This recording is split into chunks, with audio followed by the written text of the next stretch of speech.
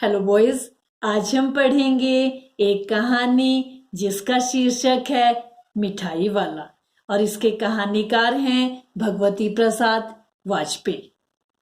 यह कहानी गली गली घूमकर अपना सामान बेचने वाले फेरी वाले के विषय में है।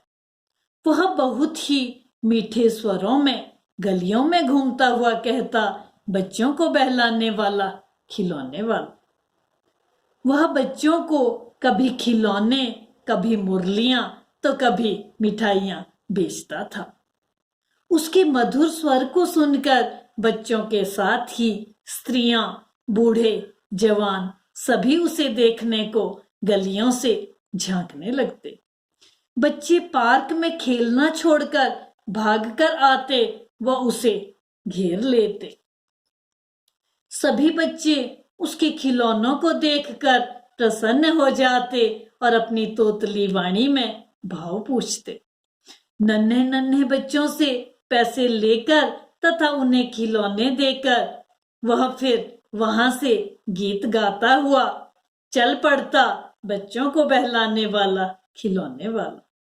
उसका मधुर गीत सागर की लहरों की तरह सभी मकानों में गूंज उठता है।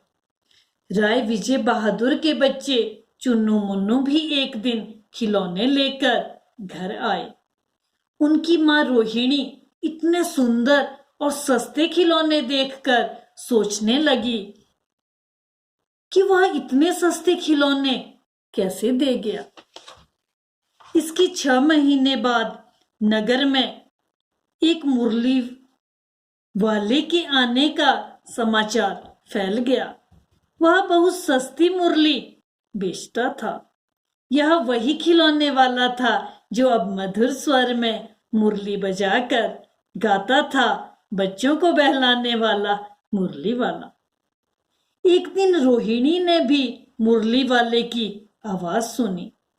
रोहिणी इस मुरली वाले की मधुर आवाज सुनकर समझ गई कि यह वही खिलौने वाला है।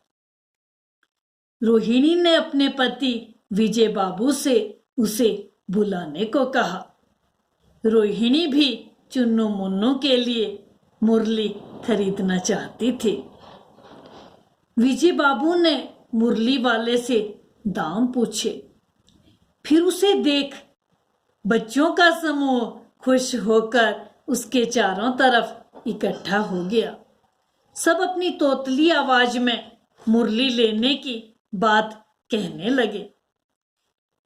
सभी बच्चों को देखकर मुरली वाला प्रसन्न हो गया। उसने सभी बच्चों को मुरली देने के बाद उस बच्चे को भी मुफ्त में मुरली दे दी जिसके पास पैसे भी नहीं थे। मुरली वाले को बच्चों से इतने प्रेम से बातें करते हुए सुनकर रोहिणी चिंता में पड़ गई।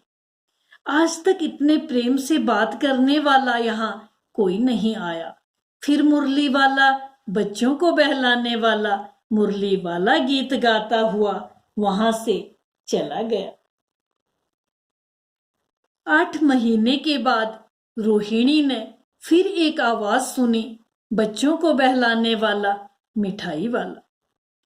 रोहिणी को आवाज जानी पहचानी सी लगी। उसने दादी से कहा कि उसे चुन्नू मुन्नू के लिए मिठाई लेनी है। दादी ने मिठाई वाले को बुलाया। मिठाई वाले के पास रंग बिरंगी मिठाइयां थी। 1 पैसे में 16 दे रहा था। दादी ने कहा कि 16 तो बहुत कम है, कम से कम उसे 25 तो देनी ही चाहिए। मिठाई वाले ने मना कर दिया। रोहिणी ने फिर कहा कि यह काफी सस्ती दे रहा है, इसलिए दादी 4 पैसे की तो खरीद ही लो। दादी मिठाई वाले से बोली कि 20 तो दे ही दो। रोहिणी ने दादी से कहा कि उससे पूछो कि क्या वह इस शहर में पहली बार आया है। इससे पहले दादी पूछती, मिठाई वाले ने उत्तर दिया कि वह पहले भी यहाँ आ चुका है। उसने यह भी बताया कि पहले वह मुरली वाला और खिलौने वाला बनकर आ चुका है। रोहिणी का अंदाजा सही था। वह मिठाई वाले के विषय में जानने के लिए उत्सुक थी। मिठाई वाले ने कहा कि उसके विषय में जानकर उन्हें दुख होगा। उसने बताया कि वह नगर का एक प्रतिष्ठित आदमी था। उसके 2 बच्चे और एक सुंदर पत्नी थी, लेकिन अब कुछ भी नहीं रहा। वह अपनी पुरानी बातें याद करके फूट फूट कर रोने लगा। उसने बताया कि वह इन्हीं बच्चों में अपने बच्चों की झलक देखने के लिए यह सामान बेचता फिरता है। इसमें उसे संतोष मिलता था, वरना उसके पास पैसों की कमी तो नहीं थी।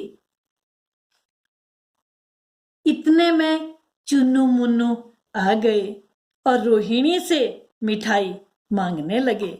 मिठाई वाले ने मिठाई दी।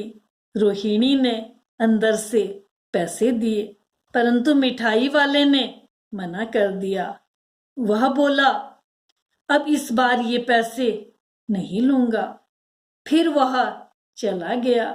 यह गीत गाता हुआ बच्चों को बहलाने वाला मिठाई वाला। उम्मीद करती हूँ कि आपको यह कहानी समझ आ गई होगी। स्वस्थ रहें, सुरक्षित रहें। Thank you boys.